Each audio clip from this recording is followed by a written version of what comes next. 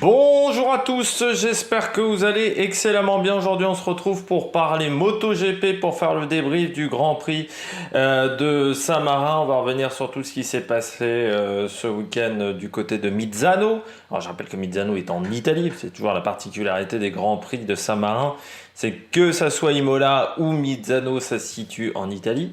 L'avantage, c'est que Misano est quand même, je crois, un peu plus proche de la région de Imola que Imola. Parce que je crois qu'Imola c'est quand même assez loin de la région de Samara, mais à vérifier.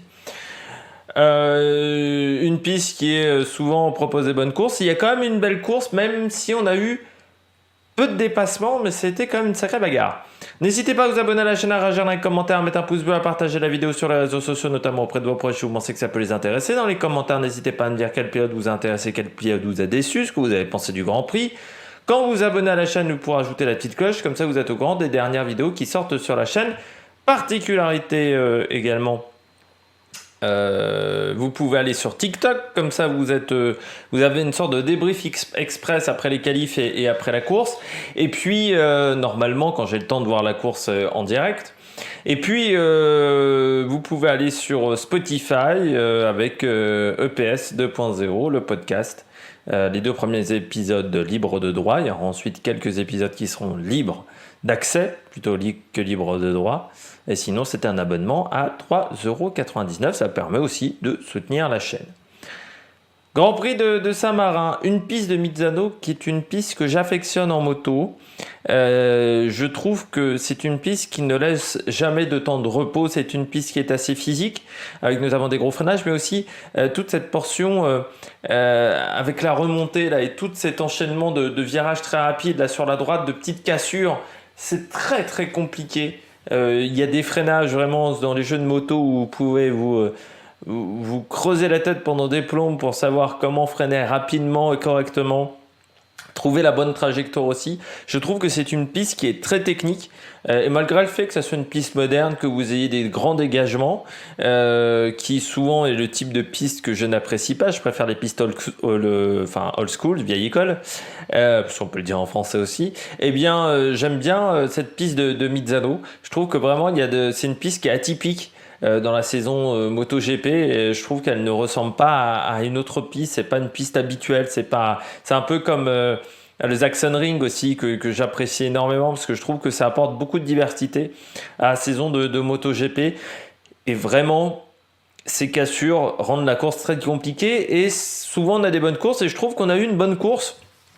Alors je pense que ça ne sera pas un avis partagé par tout le monde, parce qu'il n'y a pas eu beaucoup de dépassements, mais cette bagarre de chrono, je trouve, a été très sympathique.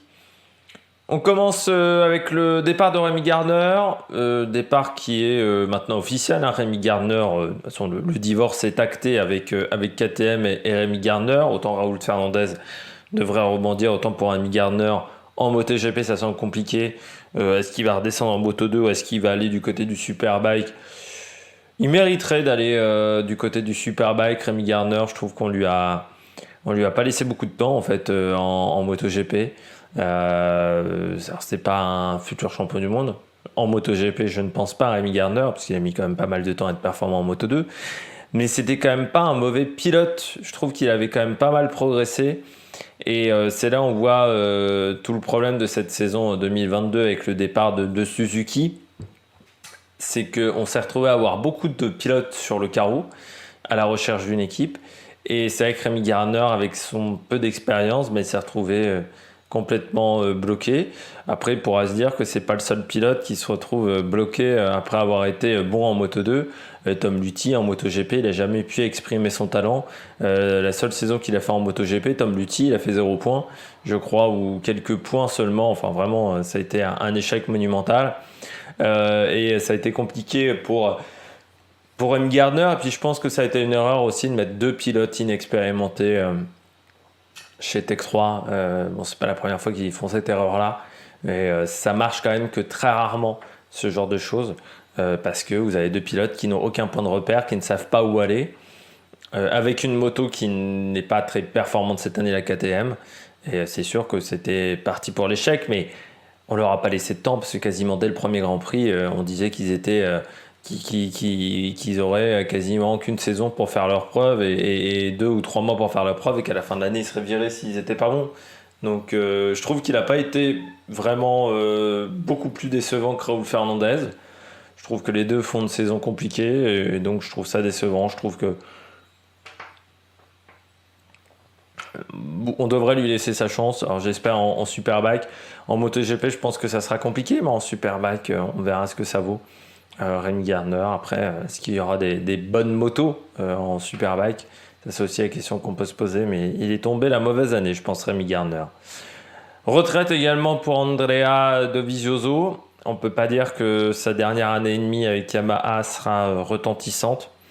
Ce qu'on retiendra surtout d'Andrea Dovizioso, c'est sa carrière chez Ducati. Il a relevé Ducati.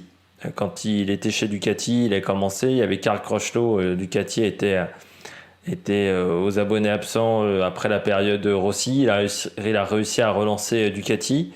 Il y a eu des beaux duels avec Marquez. Et puis champion 125 aussi, Dovizioso. C'est presque, on pourrait dire en MotoGP, c'est presque, ça fait partie des mecs qui ont été champions sans couronne. C'est-à-dire que Dovizioso, il y a certaines années, il peut être champion du monde. Vraiment, il fait certaines années où il est excellent, mais il tombe face à un grand Marquez qui était à ce moment-là au sommet de son art. Et pour moi, c'est vraiment le champion sans couronne. Il aurait mérité d'avoir un titre de champion du monde en MotoGP. Mais parfois, voilà, c'est la dure loi du sport. C'est pas toujours les plus méritants qui ont les meilleures places. C'est la dure loi de la vie également. Et du côté de Dovizioso, c'est ce qui lui a manqué, je pense. Là, chez Yamaha, bon, ça s'est très mal passé chez RNF, mais bon, il est arrivé dans l'équipe au mauvais moment, avec peu de budget. Je pense que dès le départ, le projet était foireux. Et ça s'est mal fini. Enfin, ça s'est mal fini. Ça se finit avant la fin de l'année, mais de toute façon, on l'avait dit en début de saison, si ça performe pas, Dovizioso, il a rien à. Enfin, c'est pas Fernando Alonso, quoi. Lui, il est là pour gagner, et s'il peut pas gagner, il a aucun intérêt à prendre des risques. Et puis en plus, Fernando Alonso, c'est la Formule 1. Là, on est sur la moto, donc il y a quand même un risque physique qui est plus important qu'en F1. On a plus de chances de se blesser en moto qu'en F1, donc je pense qu'il y avait aucun intérêt. Après, je pense que le retour pour Dovizioso, c'était une mauvaise idée. Et bon, je pense qu'il l'a compris assez vite en début de saison. Et après, ça a été un gros échec.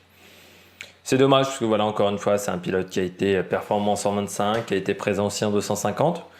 Il y a eu des bagarres, notamment avec Randy Depuigné, qui en MotoGP était très talentueux.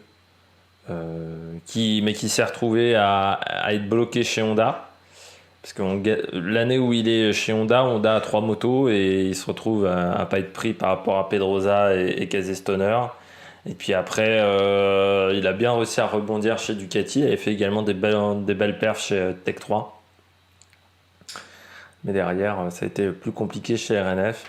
Le départ également de chez Ducati, je pense que il y a eu une sorte de jeu de dupe avec son agent et je pense que ça s'était pas hyper bien passé son départ de chez Ducati où grosso modo il pensait que on allait le conserver à tout prix et non, chez Ducati on voulait repartir sur d'autres bases et ce qui fait que il est parti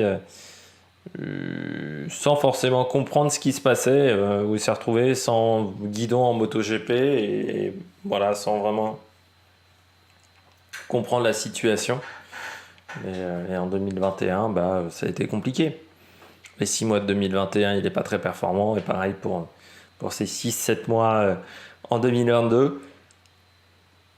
Voilà, c'est 2020 où il aurait mieux fait de rester chez Ducati ou de trouver une bonne moto. Pourquoi pas d'aller chez Aprilia à ce moment-là. Des petits bâillements, hein, je m'excuse, mais j'enregistre, c'est 15h, c'est la 3e vidéo que j'enregistre de la journée. Lundi, de journée de repos sur la Vuelta, mais pas sur la chaîne. MotoGP, pour la note du Grand Prix, j'ai mis 15 sur 20. Déjà une belle fin de course avec Bastianini, avec Bagnaia. Ça a été vraiment une belle bagarre avec un Bagnaia qui résistait à droite, à gauche. Bagnaia qui a quand même fait un très bon Grand Prix parce qu'il défend Viñales, il défend ensuite Bastianini. Il a défendu pendant toute la course Et il a quand même réussi à garder du rythme pour la fin de Grand Prix, donc ça c'est vraiment fort. Belle bagarre pour la tête de course, voilà, avec cette bagarre à 4, puis à 3, puis à 2. Derrière, on a eu aussi une belle bagarre de chrono. Alors certes, ça n'a pas été une bagarre, mais la bagarre avec Quartararo qui tentait de revenir, avec Aleix Espargaro derrière. Je trouve qu'il y avait une belle bagarre au niveau des chronos et c'était très intéressant à suivre les écarts. Alors certes, c'était pas une opposition frontale, c'était un peu comme un contre-la-montre, mais c'était assez intéressant de suivre cette course également avec la bagarre au niveau performance. Du côté du bilan des Bleus, j'ai mis... on passe tout de suite même au bilan des Bleus. Je suis pas réveillé pour cette vidéo. Le bilan des Bleus, Fabio Quartararo. C'est compliqué parce que en même temps, c'est pas catastrophique. On savait que Misano, c'était peut-être pas là, ou c'était peut-être pas la piste qui conviendrait le mieux à sa moto, surtout qu'il n'y a toujours pas de moteur sur la Yamaha. Après, ce qui est terrible pour Fabio, c'est qu'on voit qu'il se donne à 100%, mais qu'il peut pas faire mieux. Il peut pas faire mieux que 5e. Sur ce week-end-là de course, voilà, il donne tout. Hein, pourtant, il se retrouve à avoir un avertissement de longue lap quasiment à mi-course. Voilà, ça doit être au 15e ou 16e tour, vraiment assez loin de l'arrivée. Mais il peut rien faire d'autre, quoi. Il est à fond. Et malgré le fait qu'il soit à fond, il est quand même à 5 secondes des mecs de devant, quoi. Impossibilité d'aller chercher les 3 de devant. Marini, c'était compliqué aussi. Il était dans un no man's land pendant tout le Grand Prix. Ça, c'est terrible quand vous êtes dans cette situation-là. C'est très rageant. Il a donné le maximum, mais il y avait rien à faire. Rien à faire. Vraiment, devant, ça roulait beaucoup trop fort, beaucoup trop vite. Il pouvait pas faire mieux. C'est frustrant, hein, mais il pouvait vraiment pas faire mieux. Donc, c'est compliqué dans ce genre de situation. C'est compliqué parce que tu donnes le maximum et pourtant ça ne suffit pas. C'est vraiment terrible. Et là, il a donné vraiment le maximum, Fabio, mais devant, il y a plus rapide. Et chez Yamaha, tant qu'on n'améliorera pas le moteur, on sera bloqué. Et c'est inquiétant parce que quand on voit la série de Bagnaia aujourd'hui, et Bagnaia, il fera pas la même erreur que l'année dernière. L'année dernière, à des moments, il surpilotait, notamment Misano, mais sur d'autres courses, il fera pas les mêmes erreurs. Donc c'est là où ça commence à devenir très inquiétant. Mais de toute manière, c'est inquiétant pour les marques japonaises parce que là, on voit que ce sont que des modèles italiens qui sont aux avant-postes et qui ont un bon rythme. C'est le meilleur des Japonais, Fabio Quartararo, hier. C'est ça aussi qui est inquiétant, c'est que les modèles européens sont en train de revenir aux avant-postes. On est en train de retrouver un championnat du monde comme dans les années 70, du côté de la MotoGP. Depuis les années 70, c'est vrai que les Japonaises avaient tendance à largement dominer, surtout à partir des années 80-90. Et là, c'est vrai que les Japonais sont vraiment en difficulté, alors que Ducati et Aprilia ont la baraka. Et pour Fabio, il n'y a rien d'autre à faire. Tant qu'il n'aura pas de moteur, il ne pourra pas s'en sortir. Alors, ils ont pris un ingénieur de chez Ferrari. Est-ce que c'est celui qui avait trouvé la magouille au niveau du règlement il y a 2 ans et qui avait réussi à faire un moteur qui était au-dessus du lot, mais qui ne respectait pas la réglementation de la réglementation? Sinon, si c'est le mec qui a fait le moteur de l'année d'après, ça va être compliqué, mais ingénieur de chez Ferrari, quand tu vois les niveaux de performance de Ferrari, c'est pas vraiment rassurant, quoi. Donc, va falloir voir ce que ça va donner, mais de toute manière, les évolutions, on les verra pas avant l'année prochaine. Hein. Donc, vraiment, l'intersaison va être très importante parce qu'il va falloir trouver une solution et puis il va falloir trouver aussi un équipier à Fabio, parce que là, Morbidelli, ça a 5 minutes, mais bon, il est nulle part depuis le début de saison et il lui manque une valeur de référence aussi, Fabio. Quand tu domines tellement ton équipier, au bout d'un moment, tu te reposes sur tes lauriers et c'est le problème aussi en ce moment. Johan Zarco. Que dire de Johan? Le Grand Prix a été très court. Le Grand Prix est très court, il l'a dit en interview, de toute manière, il n'était pas hyper à l'aise sur la machine. Binder, alors, de là à dire que Binder a fait une Nakagami, peut-être pas quand même. Parce que déjà, si Binder avait fait une Nakagami, Binder il n'aurait pas fini la course. Faut aussi être raisonnable dans les propos. Oui, Binder a été très offensif. En même temps, il ne serait pas retrouvé dans cette situation-là s'il n'avait pas raté son départ, Johan Zarco. On revient toujours sur le même problème depuis un an. Il rate tous ses départs. Il y a très peu de départs qu'il réussit. Là, il perd 5-6 positions au lâcher d'embrayage.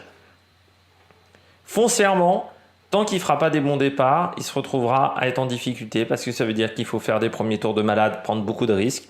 Ça veut dire qu'il se retrouve dans le paquet. Forcément, quand tu es dans le paquet, tu as plus de chances de tomber. Voilà, c'est une sorte de cercle vicieux, mais si tu fais pas mieux au départ, tu peux pas t'en sortir. Et le problème de Johan, c'est que tant qu'il rate ses départs, il pourra pas faire mieux. Et là, c'est encore un abandon. C'est encore un abandon, mais parce que le départ est pas bon. Le départ est pas très bon. C'est vrai que Johan, c'est son 4e abandon de la saison. Pour quelqu'un qui veut jouer le championnat, c'est trop. C'est beaucoup trop. Et en plus, c'est vrai que ce week-end, il avait un rythme plus faible que d'autres pilotes Ducati. Il n'avait pas un très grand rythme en qualification et en essai. Lui, il a dit qu'il n'était pas à l'aise sur la machine. J'ai pas vérifié plus que ça, mais c'est vrai qu'en qualification, il est 5e machine Ducati. Il est derrière Bezzecchi, Bastianini, Bagnaia, Jack Miller. Juste devant Marini. Marini qui a par contre fait une bonne course. Donc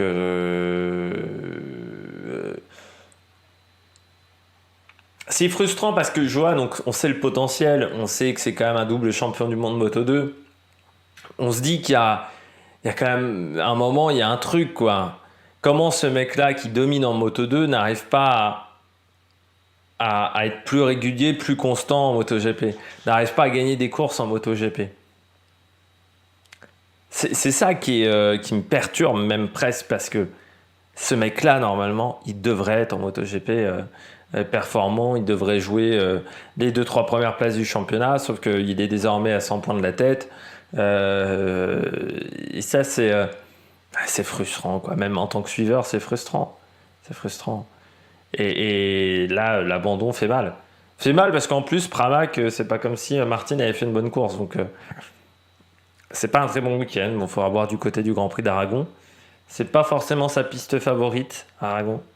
C'est pas la piste favorite normalement de Ducati, mais l'année dernière, il s'en était bien sorti. Donc, on verra ce que ça va donner avant la tournée Outre-mer pour Johan Zarco. On poursuit avec Tech 3 juste pour finir rapidement. Le petit point Tech 3. Ça dépend quel pilote. C'est-à-dire que Rémi Gardner, ça a été compliqué. Pendant tout le week-end, il se qualifie mal. La course n'est pas très bonne parce qu'il finit juste devant Dija et Watanabe. On reparlera de Watanabe un peu plus tard. Du côté de Raúl Fernandez, mauvaise qualif. Par contre, la course est bonne. Alors, les qualifs étaient aussi dans des conditions qui étaient piégeuses, hein, mi-soleil, mi-pluie. Donc, ça aurait pu être mieux pour Raúl Fernandez si c'était mieux qualifié, mais 13e, c'est quand même pas plus mal. Et c'est sûr que ça aide pas la situation de Rémi Gardner, parce que Rémi Gardner, il finit 19e quand son équipier finit 13, avec 26 secondes d'écart. Donc forcément, ça aide pas le pilote australien. Mais Raúl Fernandez, oui, ça s'est plutôt bien passé. En bagarre pendant quasiment tout le Grand Prix avec Dovizioso, mais il n'a jamais été en mesure d'aller chercher Dovizioso. Et derrière lui, Stéphane Bradl qui prend les points de la 14e place. Lui, au moins, il marque des points pour le team officiel Honda, contrairement à son équipier Paul Espargaro. On passe tout de suite aux coureurs au top. Les pilotes au top, on commence avec Bagnaia. Je dirais qu'il y a en ce moment, il y a Verstappen et Bagnaia quand même qui sont sur notre planète. Verstappen du côté de la Formule 1, Bagnaia du côté de la moto. Bagnaia, il est sur notre planète, il est sur 4 victoires d'affilée sur les 4 dernières courses. Là, ça va être compliqué. Sur les 6 dernières courses qu'il a finies, il est vainqueur. L'écart s'est réduit, alors il reste encore 30 points pour Fabio, sauf que au rythme où ça va, les 30 points en Thaïlande, ils peuvent déjà être rattrapés. Et la Thaïlande va pas être un circuit favorable, je pense, à la Yamaha. Fabio, il sait que maintenant, premièrement, il n'a pas le droit à l'erreur. Et deuxièmement, il va falloir que sa moto soit performante, quoi. Alors, il y a Aragon, le Japon, Motegi. Et encore, Motegi a aussi des belles lignes droites. C'est quand même un circuit d'accélération-freinage. Valence, normalement, convient à la YAM. Et encore, l'année dernière, c'était triplé ou quadruplé Ducati. Fabio, il sait que cette deuxième partie de saison, elle est moins favorable que la première pour lui. Et en plus, il se retrouve dans une situation où Banaya enchaîne les résultats. Et Banaya a l'expérience de l'année dernière où il joue le championnat du monde. Donc il sait que Banaya va pas se planter. Ou beaucoup moins se planter que l'année dernière. Il va pas nous refaire le coup de Mizano, normalement, Banaya. Mentalement, il est costaud cette année. Et vu la course qu'il vient de réaliser, où il défend pendant tout le Grand Prix. Donc c'est sûr que Banaya, il est dans une situation qui est vraiment forte. Il a quand même fait un sacré Grand Prix parce que, attaqué par Viñales, attaqué par... il a jamais eu plus de 3-4 dixièmes d'avance pendant tout le Grand Prix.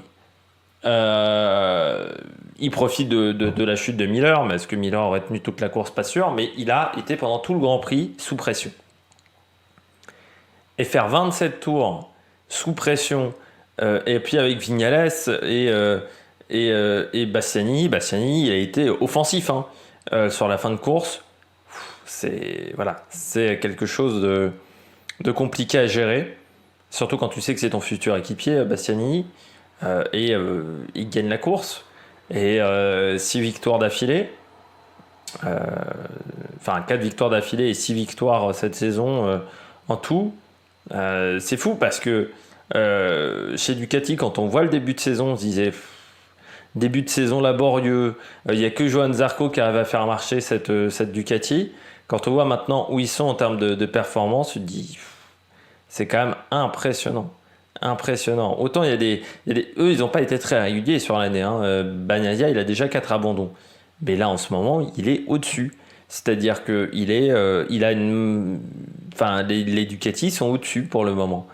Et si Yamaha n'arrive pas à faire un travail de développement là, sur les 2-3 prochaines courses qui arrivent, Quartararo, va falloir vraiment qu'il attende que de l'autre côté, ça fasse des erreurs, parce que sinon, il n'aura pas le titre. Le doublé va pas être facile pour Fabio.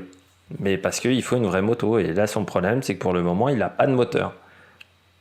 Et ça, c'est un vrai souci pour Fabio Quartararo en ce moment. On poursuit avec Viñales. Viñales, c'est l'homme fort aussi du moment chez Aprilia. Sur les 4 dernières courses, 3 podiums et une 13e place. Alors que du côté d'Alex Espargaro, on a fait 4, 9, 6 et 6 sur les 4 dernières courses. Donc il est vraiment fort en ce moment, Maverick Viñales. Il remonte au championnat. Il est désormais 8e. Il passe Alex Rins. Il passe également Jorge Martin. Il n'est pas très loin désormais de Brad Binder. C'est vraiment bien ce que fait Maverick Viñales. Et comme quoi Aprilia a bien fait de le conserver. On avait des doutes en voyant en début de saison, Viñales se fait renouveler son contrat extrêmement tôt, alors que là, pour le moment, c'était pas incroyable. Alors j'avais dit, on aurait peut-être pu attendre pour Maverick Viñales avant de renouveler son contrat. Sauf que quand tu vois quand même les 4 dernières courses, tu te dis, non, ils ont bien fait. Ils ont bien fait de renouveler le contrat. Et l'année prochaine, Alex Espargaro, il aura un vrai adversaire. Parce que Viñales, quand il est en confiance, il est solide. Le problème, c'est qu'il faut qu'il soit en confiance. C'est un pilote qui marche vraiment au moral, Maverick Viñales. Quand il n'est pas au top, c'est vraiment une catastrophe. Et quand il est très fort, par contre, il devient injouable.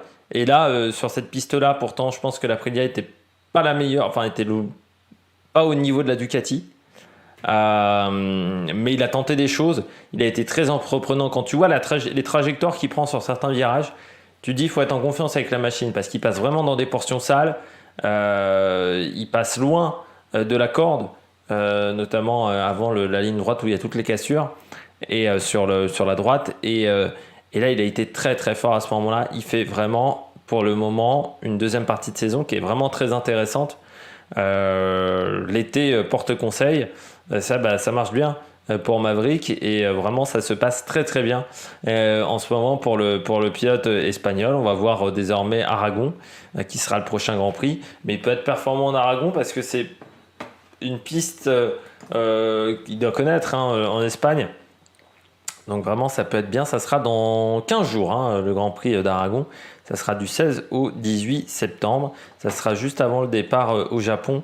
Et ensuite, toute la portion en dehors de l'Europe avec Japon, Thaïlande, Australie, Malaisie, qui se fera en 2 blocs assez distincts. Et on enchaînera quand même Aragon-Japon. Le décalage horaire, il va faire mal aux dents parce que ça sera un triple header même. Aragon, Japon, Thaïlande. On enchaînera 3 week-ends en 3 semaines. Sauf qu'on aura 2 week-ends en dehors de l'Europe.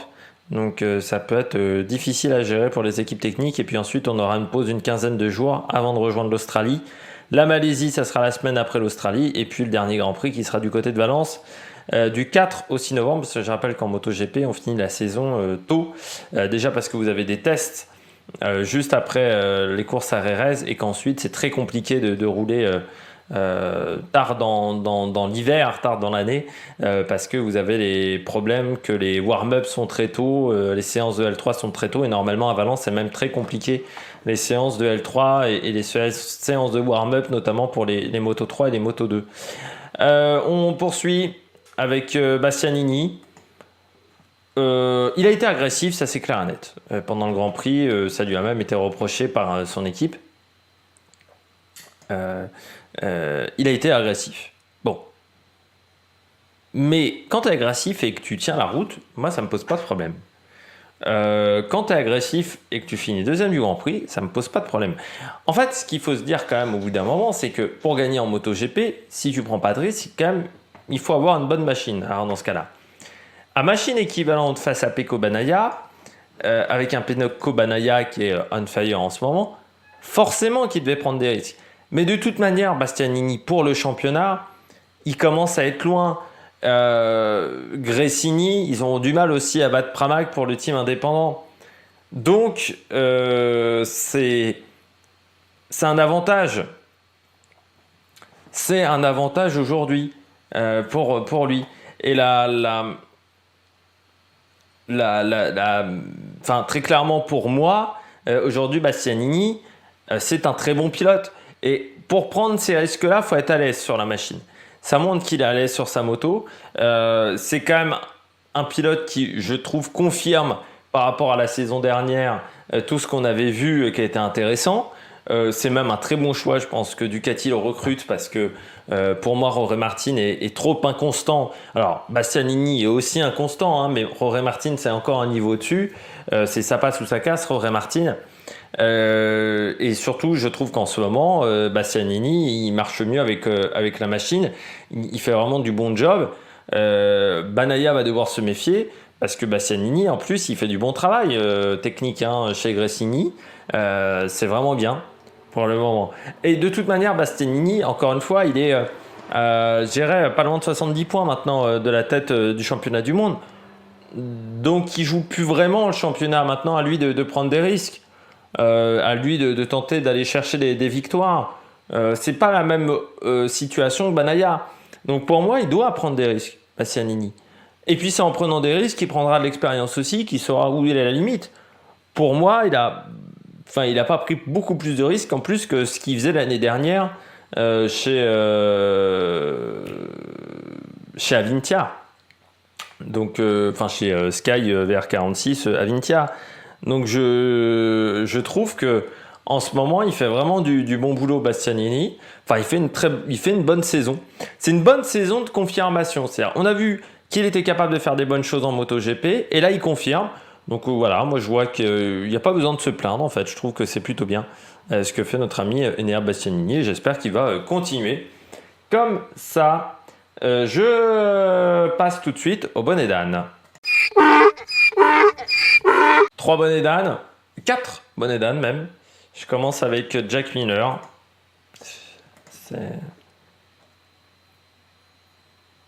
Ça a toujours été le problème de Miller, c'est le mental.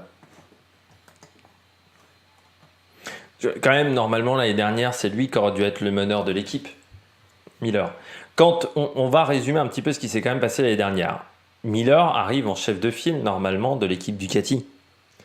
C'est pas Banaya le leader. Banaya, en plus, il a fait une saison chez Pramac en 2020 qui était mi-figue, mi-raisin. Certes, il y a 2 très bons résultats, il se blesse, et sinon, le reste de la saison, il est assez loin de Jack Miller.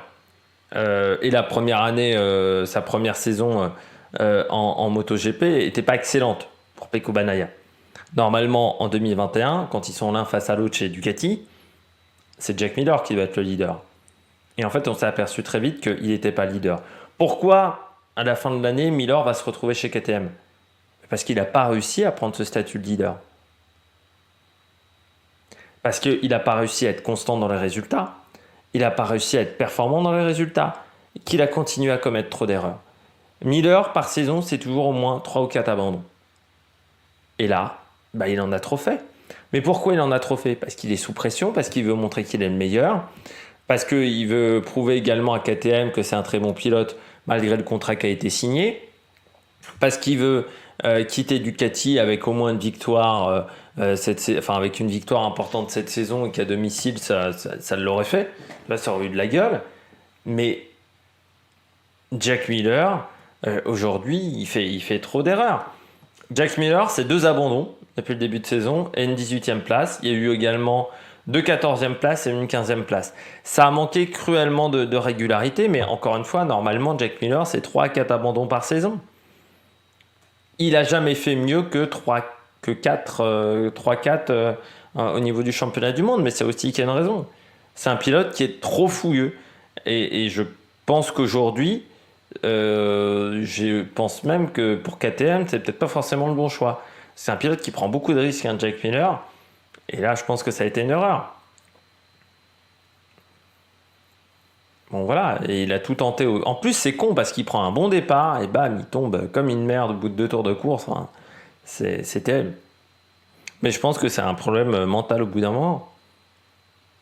Contrairement à Banaya, je pense que Miller n'a pas un grand mental.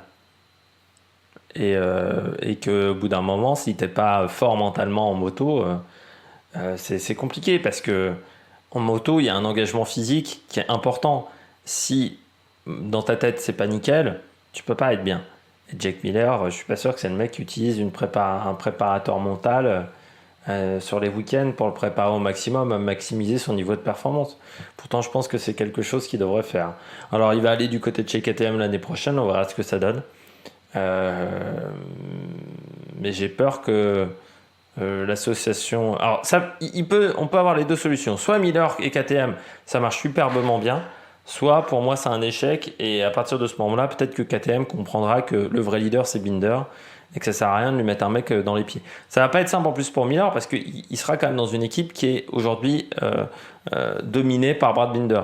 C'est Brad Binder le meneur de file. Et avec les deux, ça peut être showtime, parce que Binder, c'est pas non plus le pilote le plus calme. Ça va nous donner un duo explosif l'année prochaine chez KTM. Jorge Martin. L'année est pas simple pour Jorge Martin quand même. Il y a eu 2 podiums, bon, mais on attendait mieux de Jorge Martin. On attendait beaucoup mieux, c'est-à-dire que il a quand même 4 abandons. 2 résultats en dehors du top 10, c'est pas une grande année pour Jorge Martin. C'est pas une grande année. Trop d'erreurs, manque de rythme aussi. Il y a des erreurs, mais il y a un manque de rythme quand même. Il n'a pas réussi, je pense, à s'adapter correctement à cette Ducati. Il y a un manque de constance dans les résultats.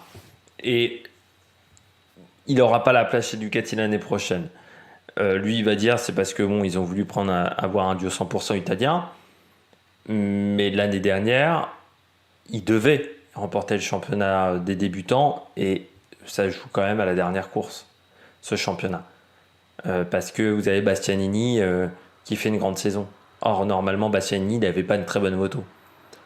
Et Bastianini a été très constant dans ses courses. Et il s'est blessé en plus l'année dernière, Jorge Martin. Et cette saison, il savait que c'était une confrontation face à Bastianini. Il n'a pas réussi à tenir le choc. Alors aussi parce que Bastianini fait un gros début de saison, mais il n'a pas réussi à tenir le choc, il n'a pas réussi à rester aux avant-postes. Et derrière, on choisit Bastianini et Jorge Martin. Il part l'année prochaine chez Pramac. Après, faudra voir. Est-ce qu'il y aura des places qui vont se libérer? On ne sait pas comment ça va se passer chez Honda. On ne sait pas comment ça va se passer dans d'autres formations. On ne sait pas s'il n'y a pas une équipe autre qui arrivera en MotoGP d'ici 2024. Mais je pense que s'il veut continuer chez Ducati, j'ai peur que ça soit bloqué. Voilà. Maintenant, à lui de prouver ce qu'il sait faire l'année prochaine en étant régulier. Voilà. S'il n'est pas régulier l'année prochaine, déjà il va se faire une mauvaise réputation et puis les teams officiels n'en voudront pas. Il faut te faire désirer un petit peu. Hein. Pour te faire désirer, il faut être régulier. C'est le même problème qu'avec Johann Zarco. Hein. Johann Zarco, il y a aussi un manque de constance dans les résultats. Il y a un manque de régularité. Aujourd'hui, Johann Zarco, là aussi, je pense que Ducati, ça semble compliqué, à part si Bastianini ou Bagnaia se plantent l'année prochaine. Ça sera compliqué. Après, comme il le dit, Johann Zarco, c'est comme un pilote officiel aujourd'hui, à part que il n'a pas le salaire, quoi, et ni la pression médiatique. Donc, je pense que ça lui pose pas de problème aujourd'hui, Johann Zarco, parce qu'il sait qu'il a une moto qui est performante, parce qu'il sait qu'il a une équipe également autour de lui qui est performante, et qu'il n'a pas la pression qu'il aurait s'il était dans un team officiel. Donc c'est vrai que c'est évident. Après, Johann Zarco, il est indiqué chez Pramac. Pour l'instant, chez Yamaha, il n'y a pas grand monde. On sait qu'il a toujours été performant avec la Yamaha. Un duo français, peut-être pas, mais Yamaha, peut-être un jour, aura envie d'avoir une équipe satellite. Là aussi, ça peut être un pilote intéressant. Johann Zarco, et puis c'est un pilote qui aimait bien la Yamaha, donc je pense qu'il pourrait faire des belles perfs avec la Yamaha. Watanabe, je croyais que maintenant on devait plus avoir ce type de pilote-là en wildcard. C'est-à-dire des pilotes qui n'ont jamais rien fait en MotoGP, qu'on devait avoir des pilotes qui ont un minimum d'expérience en MotoGP. Alors ils n'ont pas de chance, Guintoli est blessé, et leurs deux pilotes étaient blessés, donc s'ils voulaient... et Johan Mir s'est blessé, Guintoli est blessé, ils n'avaient pas de pilote d'essai. Ils ont demandé à Petrucci, il semblerait que Ducati n'ait pas voulu que Petrucci aille sur la Suzuki. Mais normalement, on ne devait pas avoir des pilotes comme ça sans expérience, quoi. Parce que le mec, il avait juste roulé en Moto 2 il y a 15 ans, en 2010, sur la première année des Moto 2. Là, on a vu qu'il n'était pas dans le coup. Il se prend même une pénalité de 3 secondes à la fin de la course. Ça a été vraiment un calvaire pendant tout le week-end. Normalement, on n'aurait pas dû avoir un pilote de ce niveau-là. C'est dangereux en plus. On lui met un tour. En MotoGP, c'est pas aussi facile de se faire dépasser que il n'y a pas les rétros en MotoGP, donc tu sais pas trop ce qui se passe derrière. Et puis de toute manière, normalement, on doit avoir un minimum de performance quand en moto. On avait eu un cas chez Avintia de pilote qui n'avait pas le niveau, qui était un pilote français. Et on nous avait dit après, oui, ça ne se reproduira plus. Si, ça se reproduit encore. Watanabe, il n'avait pas le niveau ce week-end. Donc il faut trouver une solution pour ces équipes-là, parce que tu peux pas avoir un pilote qui est aussi loin en performance.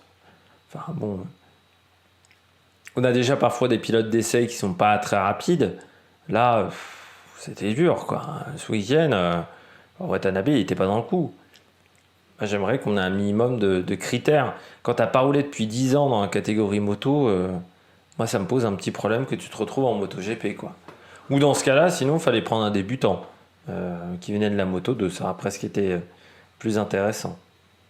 Et puis, KTM, la moto ne marche pas. C'est un moment... Normalement, c'est une piste pour KTM. C'est une piste avec des cassures, avec des relances, où il faut de la motricité. Les mecs, ils n'arrivent pas à sortir de la performance de leur moto. Alors oui, ils sont dans le top 10 pour, à l'arrivée... Binder, il est 8 et Miguel Oliveira, il est à la porte du top 10, il est 11. Mais bon, il faut quand même qu'il y ait 3 pilotes qui se mettent au tas au premier tour, que Jorge Martin fasse un mauvais Grand Prix, normalement il devrait être plus devant KTM. C'est fou, c'est que la moto était tellement performante à un moment et que, je sais pas, ils ont encore changé des trucs chez KTM. Il n'y a aucune constance dans leur manière, dans leur approche chez KTM. Ça m'emmerde terriblement parce que c'est une équipe qui pourra avoir tellement des meilleurs résultats que ça. Et aujourd'hui, elle se contente de résultats qui sont assez moyens. Et je trouve ça vraiment triste de la part de l'équipe autrichienne. Je trouve ça, voilà. Vraiment, je pense que c'est une équipe qui serait en capacité de faire mieux. C'est un constructeur qui a en capacité de faire mieux. Mais aujourd'hui, je trouve qu'ils font beaucoup d'erreurs dans la manière de travailler. Ils n'ont pas les bons procédés. Ils font, je pense, beaucoup d'erreurs en étant excités comme des malades, en courant après le temps. Et c'est fou, c'est que ça fait depuis 20 ans qu'ils sont dans les Grands Prix. Ils ont commencé en 125, ensuite 250, Moto 2, Moto GP. Et ils font toujours quasiment les mêmes erreurs qu'au début, en 125, où ils partaient dans tous les sens et ça ne marchait pas. Ils partent toujours dans tous les sens en MotoGP.